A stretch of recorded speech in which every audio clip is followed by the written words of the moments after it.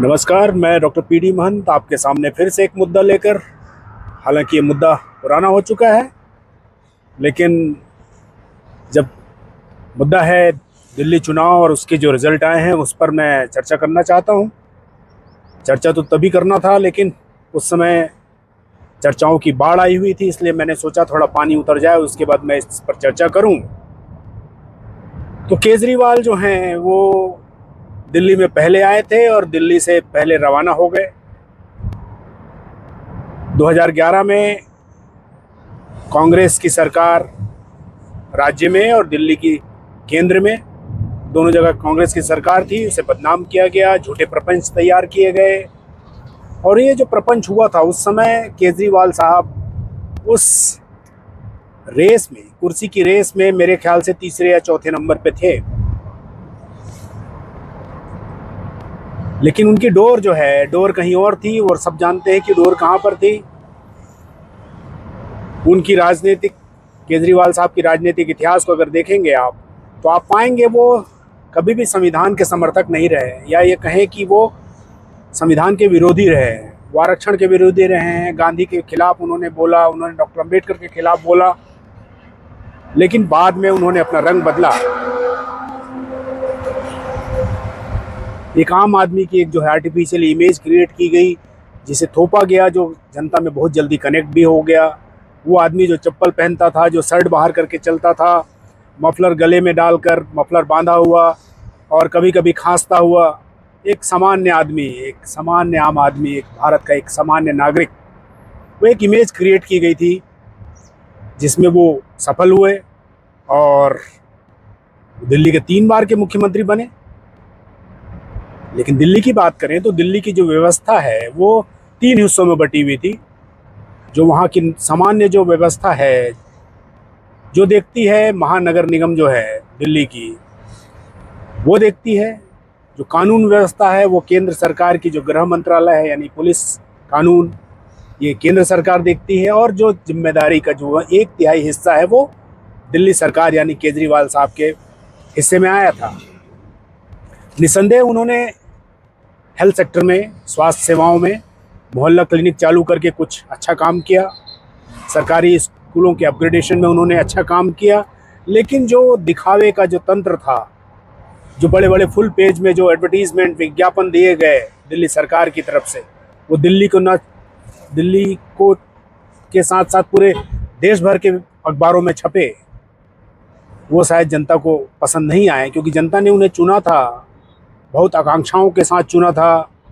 उन्होंने उन्हें कुर्सी दी थी, उन्होंने बदलाव की उम्मीद की थी, जो शायद बदलाव के साथ साथ वो बदलाव दिखे उसकी उम्मीद की थी। और उस परिदृश्य में उनको दिया गया था जहाँ पर उस दिल्ली को, दिल्ली के राजधानी दिल्ली के तौर पर जो डेवलप किया गया था। उनके पहले जो मुख्यमंत्री थी वहाँ पर माननीय शीला दीक्षित जी, उन्होंने जो दिल्ली का डेवलपमेंट किया था वो भी लोगों के दिमाग में था। वो उसके आगे का डेवलपमेंट चाहते थे, जिसमें केजरीवाल जी सफल नहीं दिखे। और आगे की बात करें तो उनका जो बहानेबाजी का दौर था, जो 100% बहानेबाजी थी। सत्ता तो उनकी बहुमत की सत्ता थी, 100% बहानेबाजी थी और जवाबदेही सिर्फ 1/3 थी। और उसके बाद जो उनका मैं था, यानी मैं ही मैं हूँ, आप पार्टी यानी मैं, वो भी भारी हुआ और जनता ने उसको नकारा। दूसरे नंबर पे आप इमेजिन नहीं कर सकते किसी को, वही स्थिति हुई। लेकिन ये बात करते करते मैं या आप भी शायद इसी के समानांतर में एक बड़े व्यक्ति को भी राष्ट्रीय स्तर पे भी सेम यही स्टोरी बनते हुए आपने देखा। जो गरीब था, जो आम आदमी था, जो देश बदलने का जज्बा रखता था, जो पिछली सरकारों की गलतियां ना गलतियां उनको कोस कोस कर सत्तासीन होने की दौड़ पे था। झूठे नैरेटिव्स गढ़े गए। यानी 2011 की रामलीला मैदान में जो से पैदा हुई जो लहर थी, जिसको भुनाने में, जैसे केजरीवाल जी की बात करें तो वो उस समय उस दौड़ में तीसरे चौथे नंबर पे थे उस समय के गांधी, तथा कथित गांधी, अन्ना हजारे, किरण बेदी, योगेंद्र यादव, जनरल वीके सिंह, रामदेव। उसके बाद केजरीवाल जी का नंबर आता था। उसी तरह बड़े परिदृश्य में देखेंगे आप, तो वहाँ पर भी तीसरे चौथे नंबर या कहें और भी उसके आगे राजनाथ सिंह जी थे, जेटली जी थे, सुषमा स्वराज जी थी, गडकरी जी थे, आडवाणी जी स्वयं थे। यानी उस दौड़ में वो पीछे थे, लेकिन वही कहानी चौथे पांचवें नंबर के व्यक्ति ने टॉप किया, सत्तासीन हुआ।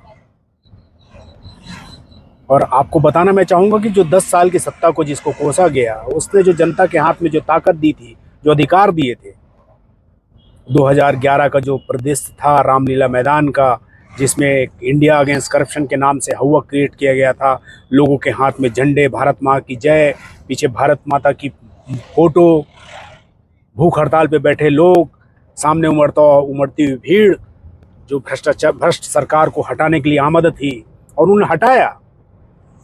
सेम उसी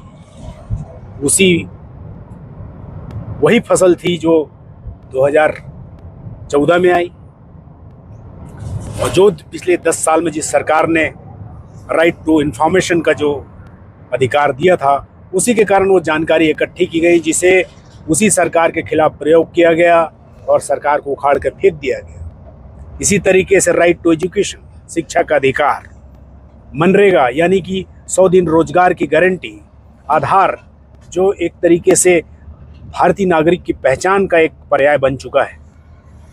ऐसे न जाने कितने जो थे जो अधिकार जनता को सीधे जनता को अधिकार दिए गए थे। अगर वो 2011 में ऐसा ना किया जाता तो शायद सारे अधिकार जनता को मिल गए होते और लोगों को तकलीफ होती कि फिर सत्ता में आके करेंगे क्या। इसलिए सरकार को पलटा गया। और उसके बाद जो मैं कहता हूँ, केजरीवाल जी जैसे मैं ही मैं हूँ, वैसा ही एक बड़ा मैं ही मैं हूँ चला। और मैं बताना चाहता हूँ कि भारत का जो मुखिया होता है, जब वो देश में या विदेश में कहीं जाता है, तो जो उसको सम्मान मिलता है, वो सम्मान उस व्यक्ति का भी हो सकता है, लेकिन ज़्यादातर वो देश का सम्मान होता है, उस पद का सम्मान होता है। लेकिन क्या करें, इमेज बिल्डिंग, इवेंट के तौर पे चीज़ों को अब बढ़ाना, वो भी खास करके मीडिया के थ्रू, कि जो भी अच्छा है वो उनका है, जो बुरा है किसी और का है, या जो दिखाया जाएगा वो सिर्फ इमेज बिल्डिंग के नाम पे किया जाएगा, और जहां जवाबदेही की बात आएगी वहां से किनारा कर लिया जाएगा या उसको छिपा लिया जाएगा। और इसी तरीके से जो एक आम आदमी या दो आम आदमी जो चले थे, वो धीरे धीरे वीआईपी बने, फिर वेरी वीआईपी बने, वीवीआईपी बने, फिर वीआईपी से नॉन बायोलॉजिकल हो गए, अवतार हो गए। और इसमें यह भी जानना जरूरी है कि उन्होंने कहा क्या क्या था और क्या क्या किया। जैसे केजरीवाल जी ने जो कहा था वो डिलीवर नहीं कर पाए, जनता ने उन्हें बाहर का रास्ता दिखा दिया। वैसे ही महान लोगों में जिन्होंने जो कहा था, संसद में अपने पहले सत्र में जिन्होंने मनरेगा का स्मारक बनाकर उसकी हंसी उड़ाने की बात की थी, वही मनरेगा जो है कोरोना काल से लेकर आज तक लोगों को रोजगार देने का साधन बना हुआ है, जिससे लोगों में एक विद्रोह नहीं पनप पा रहा है, क्योंकि लोगों को 100 दिन का रोजगार का जो गारंटी मिली थी वो उससे चल रहा है। भ्रष्टाचार खत्म करने की बात हुई थी, आज भ्रष्टाचार का नाम लेने से आपको डर लगता है। मतलब भ्रष्टाचार को मानिए ही मत, तो ना जांच की बात होगी, ना सजा की बात होगी। फिर बात हुई थी लाल आंख दिखाने की बात हुई थी, घर में घुस के मारने की बात हुई थी। लाल आंख दिखाने की बजाय आंख को बंद कर लिया गया, ना कोई घुसा था ना कोई घुसा है। जो घर में घुसकर मारने की बात हुई थी, वो बार बार घर में घुस रहे हैं। उसको भारतीय सेना ने और यहाँ तक कि भारत सरकार ने भी माना कि घुसपैठ हो रही है, लेकिन उस पर चर्चा नहीं होगी। उसके बाद बात हुई थी डॉलर की, रुपए के गिरते अस्तित्व की। 2014 में जो सत्ता परिवर्तन हुआ था उस समय 54 रुपये था डॉलर की कीमत, आज जो है 87-88 रुपये के आसपास है। जीडीपी जो है, जीडीपी की कैलकुलेशंस के डाटा कैलकुलेशन का सिस्टम बदल दिया गया, अमीरों के भी पैसे जोड़ दिए और 144 करोड़ से आप डिवाइड करते हैं, सबके हिस्से में बड़ा बड़ा हिस्सा दिखता है। लेकिन ये भी एक डाटा है, सरकारी डाटा है कि 1 या 2% लोगों के पास देश की 40 से 50% संपत्ति उन लोगों के पास है। ये कैसा डाटा है कि जीडीपी आप दिखाते हैं कि जीडीपी में हम बहुत अच्छा चल रहे हैं, अर्थव्यवस्था के नाम पे हम कहते हैं कि विश्व की तीसरी या पांचवी हम सबसे बड़ी अर्थव्यवस्था है, लेकिन यहाँ पर गरीबों की 85 करोड़ लोगों को आप 5 किलो अनाज के नाम पर जिंदा रखे हुए हैं। अगर 85 करोड़ लोग 5 किलो अनाज के नाम पे जिंदा हैं तो कौन सी अर्थव्यवस्था है, किसके लिए अर्थव्यवस्था है, जहाँ पे हम तीसरी या पांचवी दुनिया की सबसे बड़ी अर्थव्यवस्था कहलाते हैं। आपने कहा था हर हाथ को काम देंगे, हर साल 2 करोड़ लोगों को रोजगार देंगे, लेकिन आज जो है बेरोजगारी अपने चरम पर है। लोगों को graduates, post graduates, PhD holders नौकरी के लिए तरस रहे हैं। एक पोस्ट के लिए लाखों लोग लाइन पे खड़े हुए हैं। महंगाई कम करने की बात हुई थी, महंगाई, आप महंगाई का नाम लेने में आपको डर लगेगा, इतनी महंगाई हो चुकी है। सबका साथ सबका विकास, ये बहुत अच्छा नारा दिया गया था।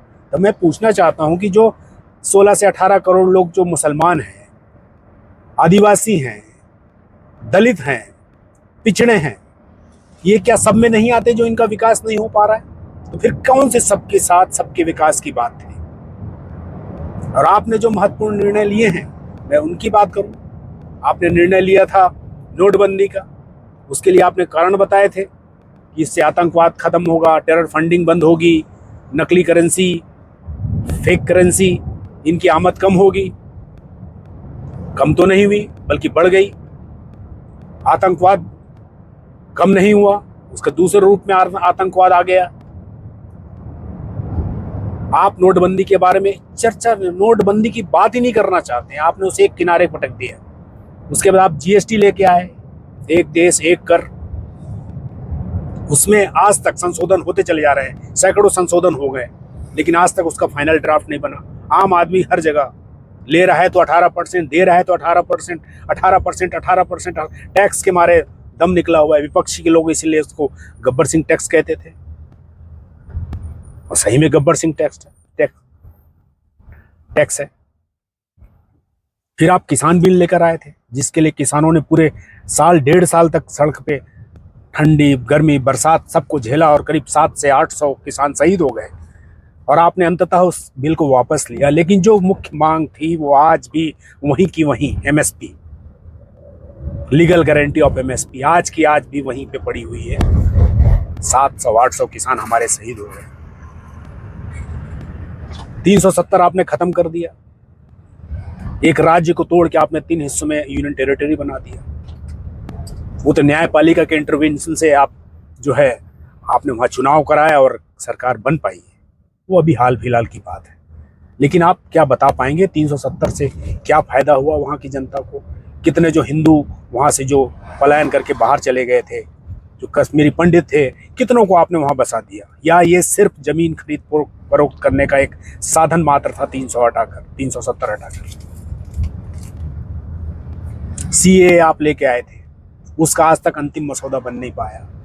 आप जो लाए हैं उसका अंतिम मसौदा आप सिर्फ पटक देते हैं, उसके बाद आप उसमें आप सुधार करने की कोशिश करते रहते हैं। ठीक है, ये भी एक प्रक्रिया है, लेकिन आपने जो कहा है उसका हो क्या रहा है? एक बार मौका दे दो, 50 दिन दे दो, जिस चौराहे में कहोगे मैं वहां आ जाऊंगा। तीसरा मौका मिल गया, हजारों दिन बीत गए, जनता खुद सब चौराहे पे खड़ी हो गई। आपने सिर्फ नारों का देश बना दिया, नारों का देश बना दिया, बंटवारों का देश बना दिया। क्या कहा था, क्या बना दिया? विज्ञान को एक तरफ रखकर गंवारों का देश बना दिया। काम से ज्यादा बात, जयकारों का देश बना दिया। भाईचारे का क्या हुआ? अविश्वासों का देश बना दिया। एक महान व्यक्ति की तो विदाई हो गई, महानतम का क्या होगा? इन महान और महानतम के बीच में आपको बहुत सारी सिमिलरिटीज दिखेंगी, समानताएं दिखेंगी। सब महसूस करते हैं, सब जानते हैं। फर्क सिर्फ इतना है कि एक छोटा पैक है, एक बड़ा पैक है, लेकिन दोनों की पैकेजिंग एक ही जगह की है। जो संविधान को नहीं मानता, जो संविधान को बिल्कुल नहीं मानता, संविधान को सिर्फ एक आसमानी किताब के तौर पर रखा हुआ है, लेकिन कोई भी बातें नहीं मानी जा रही। सारे संवैधानिक संस्थाओं की ऐसी तैसी करने पे तुले हुए हैं, अपनी जिद पे, अपनी अकड़ पे, अपनी बहुमत पे, अपनी ताकत पे, जांच एजेंसियों की ताकत पे आपने सारा खेल कर रच रखा है।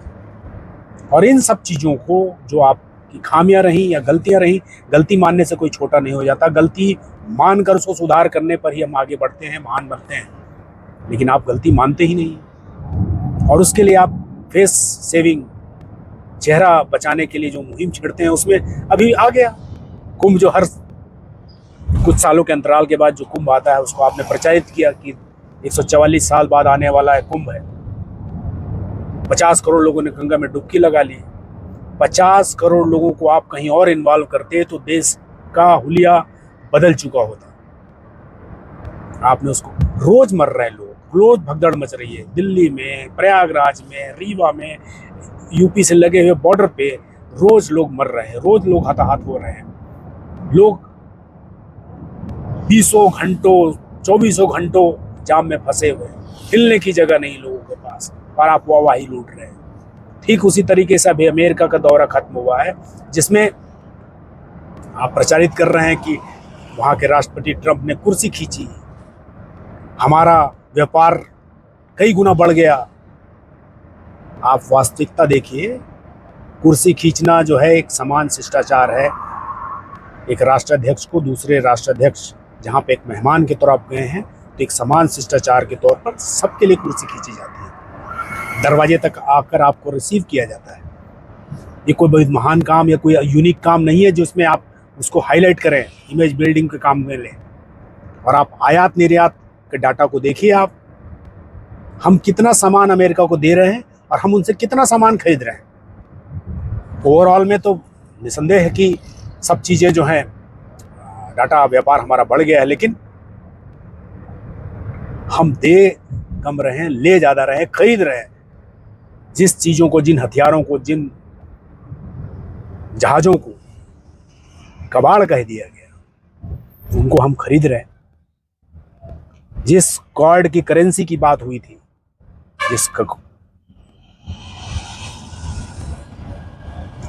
उसमें उन्होंने बोल दिया कि इट इज डेड। आपके सामने उन्होंने, अमेरिका के राष्ट्रपति ने बोला कि डेड। आपकी करेंसी का क्या हुआ? आप बोल नहीं पाए।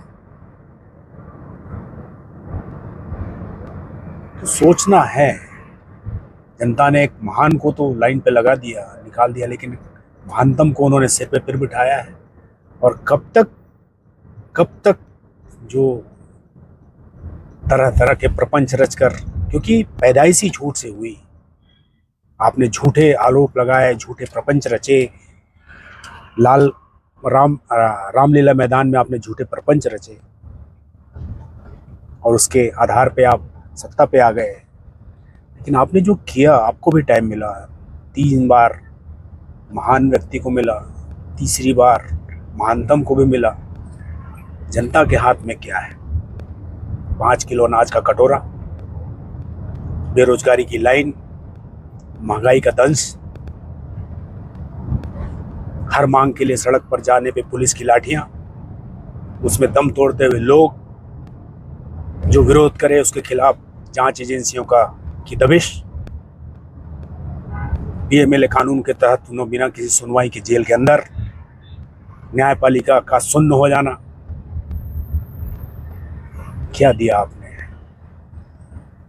जनता ही जनार्दन है, लेकिन जनता की आंख में पता नहीं कौन सी पट्टी बंधी हुई है, समझ से परे है। लेकिन दिल्ली के रिजल्ट से ये चीज़ें सामने आई, मेरे दिमाग में ऐसी चीज़ आई कि एक दिल्ली, छोटा सा राज्य, छोटा सा एरिया, वहाँ की जनता ने उसका हिसाब किया, लेकिन जो पूरे बड़े लेवल पे जो चीज़ हो रही, सेम वही का वही बड़ा पैक, उस पैक का मौका मिला है तो अच्छा काम करें ताकि आने वाले लोग आपको अच्छे तौर पे याद करें। समय लौट कर नहीं आता है, मौके बार बार नहीं मिलते हैं। आपकी विचारधारा कुछ भी हो सकती है, आपकी आस्थाएं कुछ भी हो सकती है, आपकी निष्ठा भी कुछ भी हो सकती है, लेकिन देश रहेगा तभी जब हमारे देश का जो ताना बाना बरकरार रहेगा। इस पर विचार करिएगा। अगर मेरा ये एपिसोड आपको पसंद आता है तो लाइक कीजिए, शेयर कीजिए, हो सके तो सब्सक्राइब भी कीजिए, और अगर आप इससे असहमत भी है तो कृपया कमेंट करके मुझे कोस भी सकते हैं, इसमें कोई मनाही नहीं है। ये भी अधिकार हमारा संविधान ही देता है, और मैं जो बोल रहा हूँ ये भी संविधान की ताकत है कि मैं बोल पा रहा हूँ। इसलिए इस पर विचार करिए। फिर आऊँगा, फिर कुछ नए मुद्दे लेके आऊँगा। मुद्दे ही मुद्दे हैं, रोज के मुद्दे हैं, लेकिन मैं जल्दी नहीं आ पाता हूँ। इसलिए सोचिए। नमस्कार, जय हिंद।